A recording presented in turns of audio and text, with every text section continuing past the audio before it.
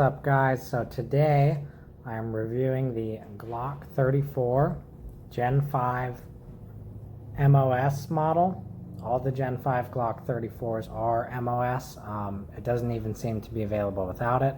And then FS for front slide serrations. So I've been looking at getting a Glock 34 for a number of years and I never did. So the biggest Glock that I've owned previously is a Glock 19, and maybe that's similar for a lot of you guys as well. But I wanted something basically to fill the role of everything other than concealed carry. And this gun is really awesome, guys. It shoots really well. During this video I'm going to roll some clips of me shooting it, give you an idea of the recoil, the accuracy, but this thing is just awesome. So first I want to go over what you get in the box, and honestly, Glock, take note, you should have made a bigger box. So in the box you get 3 17-round magazines. You get your standard barrel brush. You get 4 different back straps. I don't like using a back strap. My hands aren't that big, but this is nice for those of you that do. You get obviously a lock, which you're going to throw away. You get this tiny flathead screwdriver, and what this is for is on the Glock 34 the stock sights are actually adjustable, and there's these tiny little screws. So that's what this is for. You're probably going to replace the sights anyways or put an RMR on this, but you have it. Then of course you get all of your MOS plates, screws, etc. to mount pretty much any optic on the market. So back to the gun. This gun shoots really well. It's very interesting if you compare it to a smaller Glock, really anything that's not this big, because the slide is so long. The recoil impulse is just a lot slower with all this mass, so I'm used to, during rapid fire, kind of just riding that wave of the gun really snapping and coming back. And it's similar with this, but everything just takes a little bit longer and it's almost a little bit smoother. Obviously this is a 9mm. This gun does not recoil a lot. It's very easy to control. Yeah, so I had a great time shooting it. I'm going to roll a quick clip right now so that you can see a couple volleys of fire and some target transitions.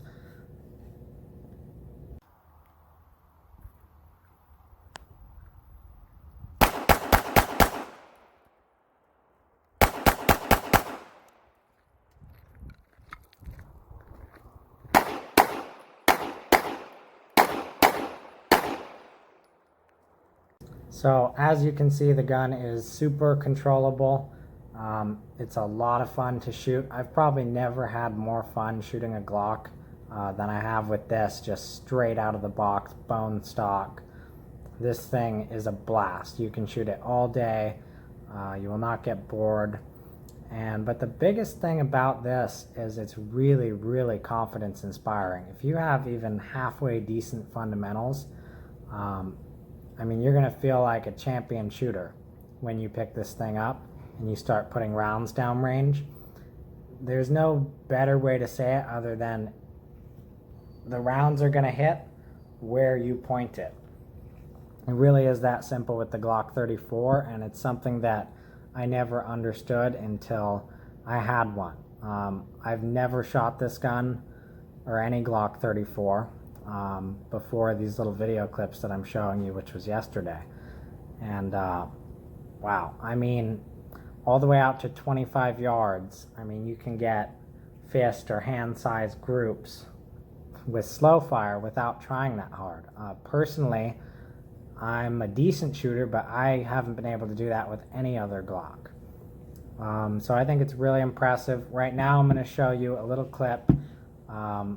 In this video I walk out to 10 yards from the target, and I shoot 10 rounds at the head box, and then at the end I'll walk back and show you the group.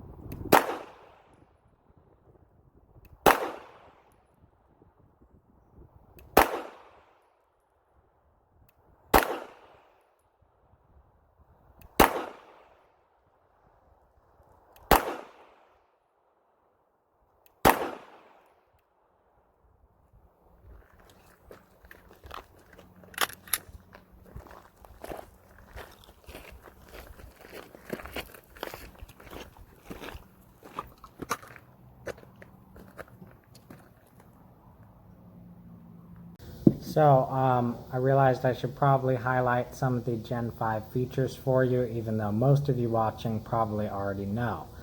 So obviously we have the ambidextrous factory extended slide stop. So that's on both sides, which is nice if you're a lefty. We have no finger grooves, obviously. The trigger is better on the Gen 5s. So for the Glock 34, it is a factory 4.5-pound trigger. And all other Glock models generally are 5.5 pounds. So it's real light, it's real crisp. If you're doing like serious competition, you could upgrade the trigger. Personally, I really don't think that you need to. Obviously, we have the Glock Marksman barrel, which is supposedly twice as accurate.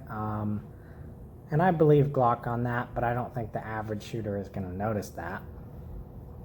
And yeah, other than that, I mean, it's a Glock 34. Now, you may be wondering, this FS, front serrations model, what makes this different than the standard Glock 34 Gen 5?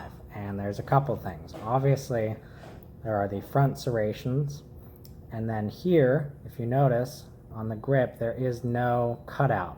There's normally a U-shaped cutout on a lot of the Gen 5 Glocks, and they did that so that you could get a finger in there and strip the magazine, but it bothered a lot of people because their fingers would get caught and pinched in that little cutout.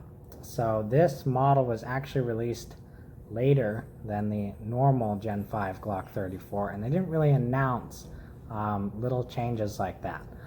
But overall it's great. Obviously the flared magwell, just slightly, but reloads are really easy.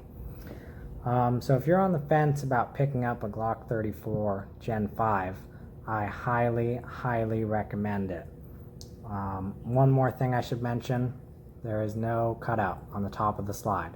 This is how it is for all the Gen 5 34s. It seems that Glock found a way to lighten the slide even more without needing that cutout. This weighs approximately ½ an ounce more than the previous generation 34, but there's obviously, this is all filled in. So I think that's cool. You know, now there's no chance of getting any debris or rocks or anything stuck in here. A little bit more practical, tactical. Yeah, so that concludes my review. I'm really happy with this gun, and I'll probably post another update with some more shooting, etc. in the future.